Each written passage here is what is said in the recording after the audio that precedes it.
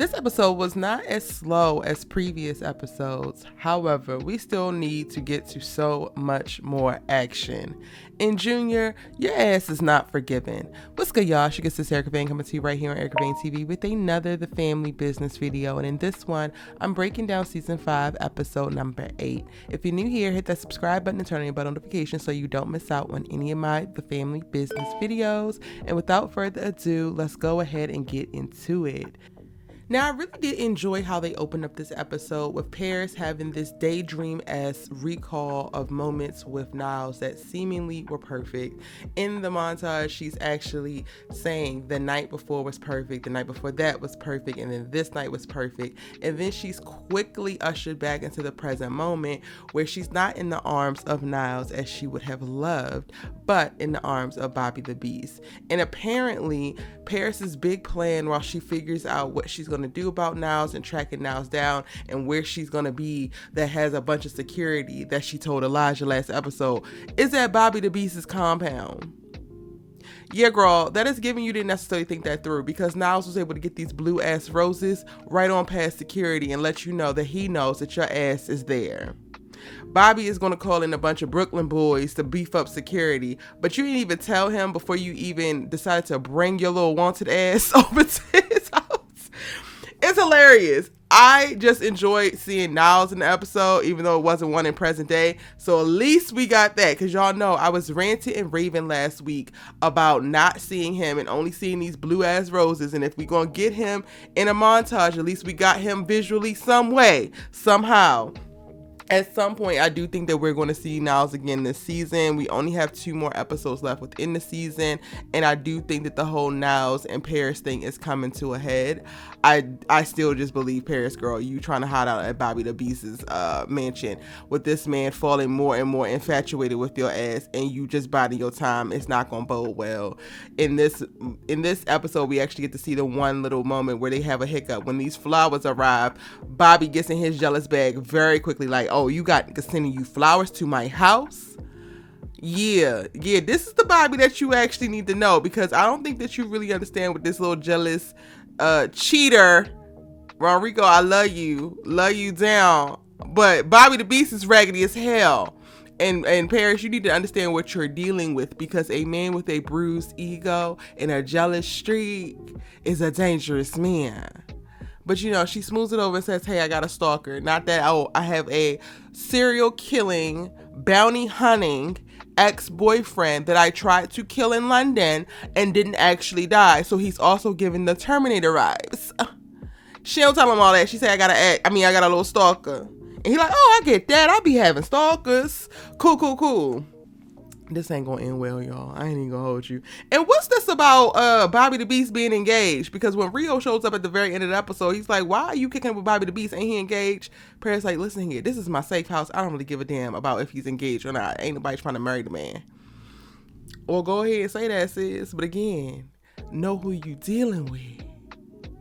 Now let's just go ahead over to Rio, since I just brought his ass up. When I tell you I am so over Rio Duncan, I love the look, I love the colored hair, but you running around here on mercenary missions trying to get your lick back to the boy who robbed you and your mama and stole her car, but you popping out in a blue ass drop top Mustang with a macrame ass jacket on to kill somebody with no silencer. It's asinine, Rio. I am not even of a family that is in the business that sent me off to any kind of mercenary school, any kind of finishing school or anything. And at least my ass knows that. You don't run around looking very visually appealing and easily identifiable while you're also attempting to commit murder and or assault. Are you high, sweetie? Like, Rio has yet to convince me that he actually belongs on this side of the family business. Again, take your ass back to the bar, count some bottles, order some more inventory, plan a dope ass event. Put together the fashions, because when it comes to unalivement, this is not your forte. But his desire to get his lick back, one, took him to the funeral where he walked up looking like a damn mob boss with pink hair. Why would you take your ass to that funeral, Rio? Sending his mama into convulsions. And then it takes him over to Brooklyn to go to try to find Roman, where a neighbor tells him about the mama being in the hospital. But let's go back to the funeral. LoJack, I get that you don't like Roman. I get that you think that Roman is the reason why your little nephew, cousin, whatever the hell he is dead. But at some point, we're going to have to beef for real about our wayward ass family. And yes, there could be undue influences in your kids, your cousins, whoever's lives. But also there's something in them that's a part of it as well. And I'm going to need y'all to take some kind of responsibility for that. Because when Roman and Brandon stole that damn car, Brandon came to you too. He was the one who wanted to bring it to you, not Roman. Yeah. So Roman can't possibly be the only reason why Brandon's ass is dead when Brandon's goofy ass is the one who didn't finish the man who he should have, got too close, was playing it cute at the goddamn robbery, and then decided to wear the man's $100,000 watch on his wrist in the hood while wearing Walmart t-shirts and whatever else that look like, something don't belong. And there's no shade to the Walmart t-shirt. I'm saying, you don't look like a nigga that's gonna wear this watch, so why are you wearing this watch? Yeah. And LoJack, I don't really like the fact that you gave up Roman's name so quickly. It gave bitch moves. It gave little hope. You know what I'm saying? Yeah. I like you for London, but I don't like that. So I'm still trying to process that. But all of this is to hurry along the storyline of Rio finding out that Roman is apparently a chippy triplet. And y'all have been in the comment section for everybody who read the books. Again, y'all, we don't read the books over here. My good sis, EJ the TV junkie, will talk all about the books with y'all. Please, please, please drop predictions if you do not read the books, but do not spoil this over here on my channel if you read the books and watch the show. Because last week I got bombarded with, oh, he's a triplet, oh, he's a triplet, oh, he's a triplet. And I'm like, some people could have speculated that, but half of y'all asses brought that from the book. And I'm just saying, respect the no spoiler zone, please. And like, let's keep it cute, pretty please. But that kind of gets confirmed. Margaret's like, oh, I needed to see him, when she finds out that he was at the funeral. And honestly, y'all, this is probably my least favorite part of the episode because I feel like it was just so much showing and not enough telling. And I get it. A lot of dialogue has to come out in reference to like family secrets or whatever. So of course it's going to be communicated with dialogue. But for us to have 10 episodes and for the pacing of the whole Rio looking for Roman and Brandon storyline to be the way that it is, there's no way we should be in episode 8 and then now there's basically all this information dump. Like, I don't really truly believe Margaret just becomes compelled to say, oh, I should have kept y'all together.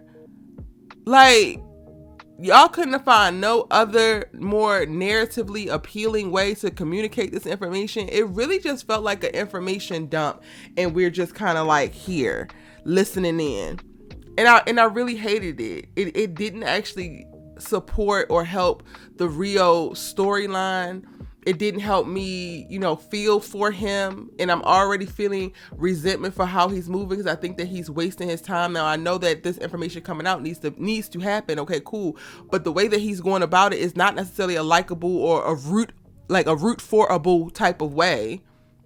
And her just revealing it, but then also not revealing it to her son. It's like, in what world does a mama on her deathbed or a quote-unquote mama who kidnapped the baby on her deathbed revealed to the baby that she did not kidnap, that she basically took his brother away from him, but doesn't actually admit it to the baby that she raised as her own? Yeah, that's not actually clicking for me. And maybe we can unpack that more in the live. I go live every Thursday night to talk about the family business. And we got 2 more live after shows as we get ready to finish up this season. So be sure to lock in if you are listening to this, watching this video before Thursday or on Thursday, but before 7 p.m. Eastern Standard Time. Okay, next. Sonya rose up to the Hellfire Club and I said, about damn time. You should have put a lot more hands, feet, and everything else, elbows, whatever you could find on Junior's whole ass, because he's down there at the Hellfire Club, not only embarrassing himself, but literally disrespecting his goddamn vows as if he's not a married man running behind these goofy ass trollops, one of which decides to post pictures of their illicit behavior on the goddamn internet. And that's how Sonya finds out that he's not just taking space and like entertaining little honeys on the side, but keeping it cute, keeping it on the playground. His ass is actually consummating the cheating and the betrayal. And that's where he lost me, y'all. The moment that I realized that Junior was sticking parts of him into parts of prostitutes and this nigga's married, I said I am done with him. And I love it. I love that Sonya got on the horn. I love that Sonya said, you know what, you don't gotta worry about me calling you, texting you, nothing. I ain't gonna call you, beep you. I don't want to reach you, nigga. I don't need to talk to you no more. You done what you need to do, and it's been months. So at this point, I'm gonna put the 2-month stamp on his ass. You've been running around here for 2 months. This girl was 8 weeks minimum pregnant. She might be like 12 weeks pregnant. She got until 16 weeks to get rid of your goofy ass, big headed ass baby, and she done called the people. And you know what? I don't blame her. I don't blame her at all. I already told y'all last week what I would have did. I would have made sure that my confirmation call and or text about this abortion appointment would have went directly to Junior's ass. Because enough is enough, and it's time for Sonya to start getting some lickbacks.